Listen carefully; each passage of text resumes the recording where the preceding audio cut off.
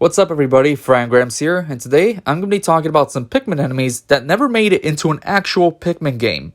Some of these guys were found in data mines, and others in early versions of these Pikmin games. Now let's get into it. I'm going to start off with an unused enemy from Pikmin 1.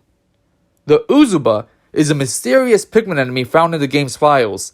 Based on the fragments of information gathered about the unused enemy, it would have been able to fly, and it also would have had around 5,000 HP. Now, I'm not an expert on game development, but I'm willing to guess that none of that information is final and that there's a good chance it could have done other actions as well if they kept working on it. But based on PikminWiki.com, this is the only information available on the mysterious enemy. Another interesting piece of info I found on this creature though, is that it likely would have spawned the Smoky Prog. In that case, I'm glad it stayed unused. One Smoky Prog is enough, thank you. Next, it's time for a couple of lost Pikmin 2 enemies. The yellow Bulborb is an unused Bulborb texture seen in some pre-release footage of Pikmin 2. These yellow guys are believed to have been the early version of the hairy Bulborbs we see in the final game, since the internal name for the hairy Bulborbs in Pikmin 2 are Yellow Chappie.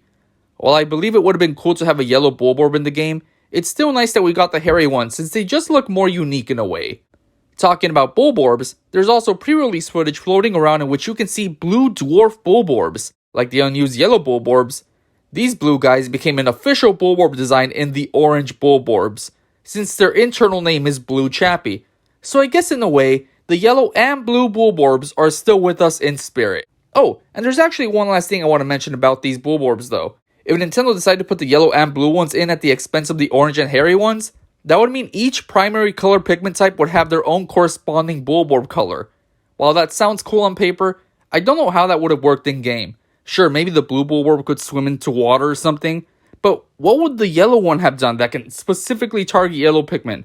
Maybe it could have had an electric body perhaps? Something to think about, I guess. There is an unused fiery Blowhog variant found in the files for Pikmin 3.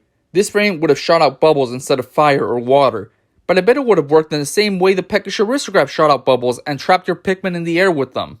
Maybe that's the reason it didn't make it into the game? And honestly, I feel like 3 Blowhog variants is too many anyways. Especially since the variations would barely have any cosmetic differences to them apart from their snout or whatever their mouth is called. Data has also been found for an unused brown Wally Wog enemy in Pikmin 3. This frog would have had a crystal attached to its body as well. Now I can definitely see a good use for this enemy in Pikmin 3 since it likely would have been an enemy you were encouraged to use rock Pikmin on. But I guess it makes sense that they cut it in favor of a more unique crystal based enemy. Up next, we have what I believe is the most well-known unused Pikmin 3 enemy, and that is the Kaku Ramo. I'm so sorry if I butchered that name, Kaku Ramo, if you're watching this. This is a large leech-like enemy. It basically would have acted like some of the crabs in the Pikmin franchise, since it comes from underground and lurks around the environment for a bit, and whenever Pikmin would be near it, it would scurry back into the underground. Y'all ready for some Hey Pikmin action? I want to start with the Chappie Proto, which is basically a prototype model for what I assume is a Bulborb model. I know I really shouldn't count this as an unused enemy, but hey, who cares? I want a pink Bulborb, okay? Moving on from the pink Bulborb, we have the Pikmin Mackie. Now, I haven't played Hey Pikmin, so I want to tread lightly. This fella is basically the Mokiwi enemy in Hey Pikmin, but with the longer beak. It looks like a Mokiwi mixed with the Whip-tongue Bulborb. Maybe that's why it wasn't included in Hey Pikmin. It just didn't have an identity of its own. Cue the tiny violin. Up next, we have the Garaki, or Garaki. Once again, I don't know how to pronounce these Pikmin enemy names, okay? A gross but cute looking snail enemy. Nothing is known about this little guy in terms of the way it would have acted in game, but the design itself is still cool enough to include in this video. It's just a snail without its shell and all its slimy glory. Oh, did you think I was done with the Mokiwis? Well, how could I forget about this unused spiky-haired Mokiwi, the Togemaki? This guy would have most likely been defeated by hurling rock Pikmin at it due to its spikes. This has got to be my favorite unused Pikmin enemy design in this whole video. It just has so much style. This guy won't have your daughter home by 10, that's for sure. And that concludes my unused Pikmin enemy video. If you enjoyed, make sure to drop a like and subscribe. And also make sure to comment down below your favorite unused enemy. Do you want any of these guys making an official appearance in any future Pikmin game?